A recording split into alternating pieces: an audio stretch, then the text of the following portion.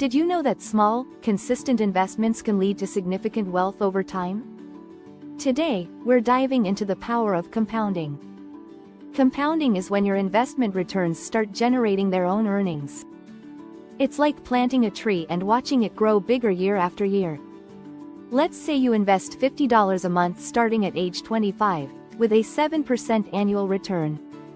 By the time you're 65, that small monthly investment will have grown to over $120,000. The key is to start as soon as possible. The earlier you begin, the more time your money has to grow. Don't wait for a big sum, start small, and watch your wealth grow. Take advantage of the power of compounding today.